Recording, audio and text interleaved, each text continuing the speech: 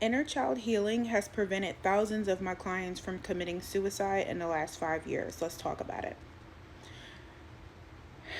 For the last 5 years, I have worked at a company, where there are clients who are extremely trigger warning, suicidal, self harm, different mental health diagnoses. And the 2 years prior, I worked at a psych hospital. Every single time I came across a client who said that they were wanting to unalive or wanting to commit suicide, the first thing I always do is validate their feelings and let them know, like, I get it, like, basically what I'm hearing them say is they're experiencing so much mental and emotional pain that they just need a break. They just need something to give them a sense of relief, whether that is trigger warning self-harm, trigger warning abuse of substances, trigger warning not wanting to be on earth anymore. Just that simple thing of acknowledging that their feelings are valid helps them to feel more calm, because a lot of the times we are trying to treat emotional wounds with logic, and really the way to treat emotional wounds is through validating the emotions, right? So validation is first. And then the second step is always reminding them that inside of them they have this 7-year-old little boy or a 7-year-old little girl who literally is feeling triggered. They are, when I let them know, like, when you are experiencing those really big emotions, that is your inner child screaming and crying, you know?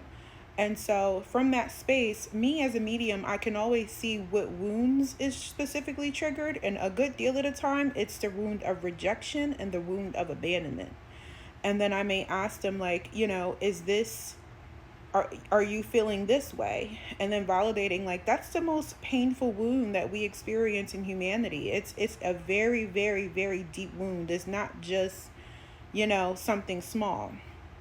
So I always remind them, imagine your 7-year-old little self walking up to you right now and telling you that they are feeling all the different things that you just told me that you're feeling, everything that you're going through, all the things that they're feeling. Imagine your inner child walking up to you and holding your hand and crying and saying that they feel lost, they feel depressed, they feel abandoned, they feel rejected, they feel like no one loves them. You know what I'm saying?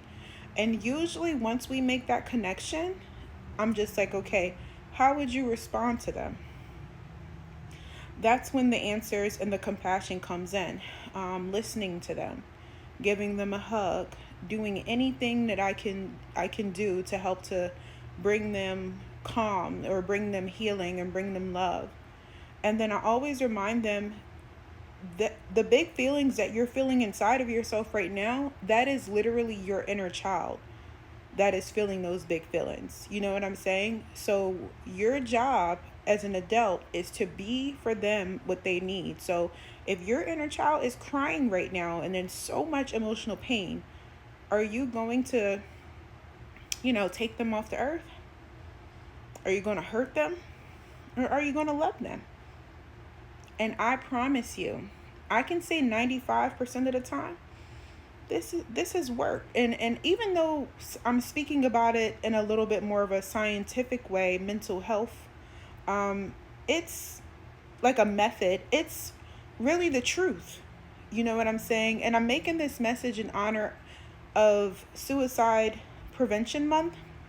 This isn't something that I would usually share online, but I just want to share it because I want everybody who is watching this video who has ever struggled with thoughts of self-harm or suicide to remember that little boy or that little girl inside of you and know that it is your job to show up for them and help them to heal, help them to properly express their emotions.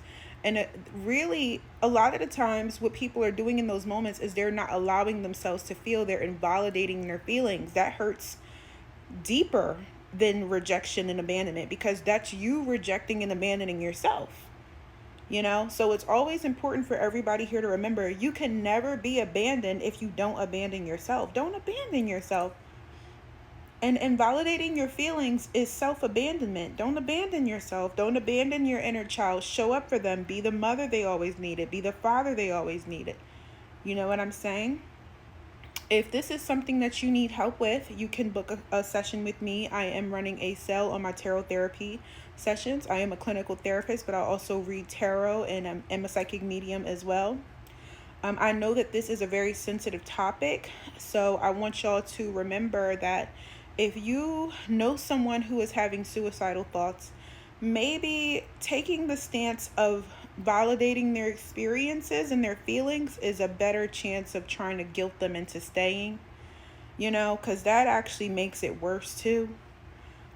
Suggesting resources like 988 for the suicide hotline is very helpful. And then also kind of connecting them. Learn more about the inner child. Learn to connect with your own inner child.